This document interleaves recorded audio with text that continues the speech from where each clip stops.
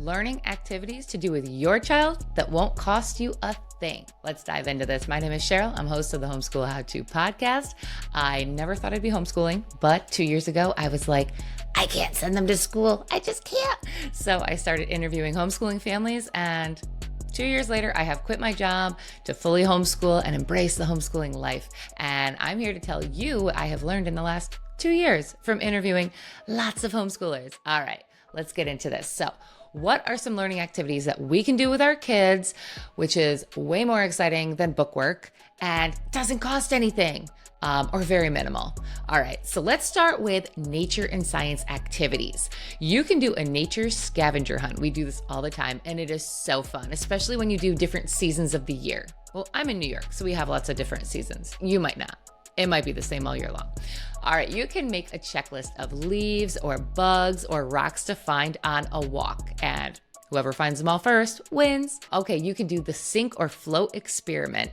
Test household objects in water and discuss why some float and others sink. If you went to public school, you might have to look up the answer to that before you start the game. All right, you can do shadow tracking.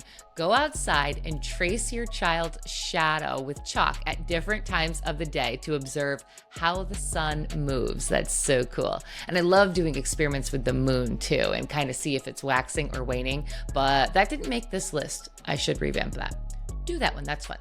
All right, a do-it-yourself weather station. Track daily temperatures, make a rain gauge, or create a wind vane to learn about the weather. You can also do a germ experiment. Touch bread with dirty hands. Better not be my sourdough bread, because that takes a long time to make. But touch bread with dirty hands and then wash your hands and touch another piece. Compare the mold growth over a week. That's a little disgusting. All right.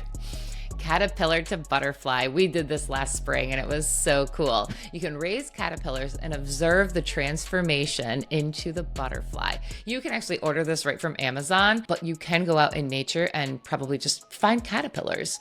I think they ate like sugar and water. Probably wasn't just sugar and water, but you can look it up. Math. Okay, we can do math in everyday life with fun activities. Grocery store math. Let the kids weigh the produce, estimate the totals, compare prices, and calculate discounts. This probably means you have to go to the grocery store, which I try to avoid and just do a grocery pickup, but it is a wonderful learning experiment, and I would definitely recommend doing it. But not with a 2-year-old. Depends on the 2-year-old, I guess. Okay, cooking fractions. You can bake cookies and practice measuring, doubling, or having the recipe. This is fun, and you get an added treat at the end. You can also step on the scale and weigh how much you weigh after a week of doing that. All right. Counting coins and making change. My son loves this. You can set up a pretend store and let the kids buy and sell items using real or play money. That's fun. My husband actually took out a checkbook that he had from like years ago, and my son tracks like every little like charge that he makes or every little thing that he spends his money on, and he subtracts it, and you know, anytime he gets money for a birthday or earning money, he'll add it in. So that's really fun, and they feel like they're in charge of something, so it's cool. Lego math. You can build towers with Legos and practice addition, subtraction, and patterns. Telling time games. Set a timer and guess how long different activities take. So like brushing your teeth or running a lap, you can time them and use math that way. We use it in the car all the time. I'll ask my son what time it is, and then when we get to the location that we're going, I'll ask him what time it is now, and we'll subtract the time to see how long it took to get there. Okay, reading and writing activities. You can use a story dice game. Roll a dice with pictures on them and then create a story based on what you roll. We did this at Boy Scouts a couple weeks ago, and my son was terrified. He wouldn't do it, but all the other kids had a lot of fun doing this. Okay, book-inspired play. Act out a favorite book or create a craft based on a story that you or your child love. That's so fun. All right, a daily journal or pen pal. Write about the day's adventures and send the letter to a relative. Outdoor alphabet hunt. This one's cool. I'm going to do this one. Find objects outside that start with each letter of the alphabet. Then you can practice writing by writing down what the objects are, and maybe you can make a story after about that. The story might just be I went outside and found objects for every letter of the alphabet. It'd be fun. Be a little creative. Okay, you can create your own book. Blended perfectly in with that. Create your own book. Fold the paper and let your child illustrate their own short book or story. Okay, some life skills and practical learning. The laundry sorting game. This not only helps your child, but it helps you too. You can teach your kids colors, matching, and sorting skills while doing the laundry. Come on, could you think of anything better than that? Meal planning and budgeting. Have your child help you plan the meals, make the shopping list, and stick to a budget at the store.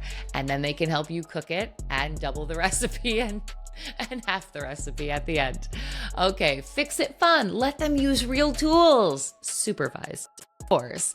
But my son loves using real tools and he's doing great with them. I mean, you don't give him anything too sharp, right? No, he definitely walks around with, what do you call those knives? The folding ones, like pocket knife. He's 6. He has a pocket knife.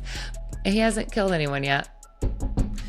Map reading and navigation. Print out a simple map of your town and go on a treasure hunt using it. That is so cool. I love that idea. You can also we use the maps every time we're in the car because I never know how to get anywhere. And my map's always up and I'm always asking my son like what direction we're going. And we'll look at the routes that are, we live near Route 7. So I teach him about the sign of a route. And when he sees that, he knows that he's on a route and going either east or west. And then we'll talk about which way we are headed by where the sun is in the sky and what is northeast, south, and west. That's been fun lately. You can do gardening together, plant veggies, track growth, and learn about composting. We started composting a couple years ago and had to vary that a little bit based on what the dog actually will go find and eat out of it. So right now it's like eggshells and coffee grinds, but it's all great. Give back to the earth. Okay, geography and history activities. Time travel dinner. Cook a meal from a different historical time era and learn about the culture. You can also do a map treasure hunt. Hide a treasure and give your kids a hand-drawn map to find it. This is a good time to use north, east, south, and west. All right. Family history project. Look at old family photos and create a simple family tree. Landform dioramas. Oh my goodness, I haven't used the word diorama since I was in like 3rd grade. They still do those. How cute. All right, you can use Play-Doh or a baking tray with sand and water to create mountains, rivers, and valleys. Yeah, I remember I think it was a diorama. You'd put it in a little shoebox. Oh, how cute. My mom did not keep that stuff. She is not sentimental whatsoever. All right, arts and creativity.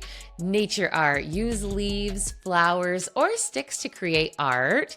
Do-it-yourself musical instruments. I definitely used the shoebox and rubber bands for a guitar when I was younger. Make shakers from rice and containers or rubber bands with guitars in the box. Okay, see, I was already doing this. Sidewalk chalk, spelling or math. Write words or math problems on the driveway and solve them. I also love practicing letters in sand. You can use a stick or your finger. You can use the sand or dirt outside or kinetic sand inside. Play-Doh, form letters with Play-Doh. Cardboard box engineering. Build houses, mazes, or castles out of old boxes. You know that kids just love the boxes more than they love the toys themselves. So these are a few little ideas to close those books and find something fun and interesting and new to do to make learning fun and exciting. And I have more resources for you, but I don't want to overwhelm you right now. So take these and run with them. And comment, do you have any other ideas? Make sure you send me a note and I will be sure to add them to the next video. Thank you so much for watching. If you found this video useful at all, please like, subscribe, share, and don't forget to hit that notification bell so you don't miss my upcoming content. And don't forget to check out the Homeschool How-To interviews with homeschoolers. All right, we'll see you guys later.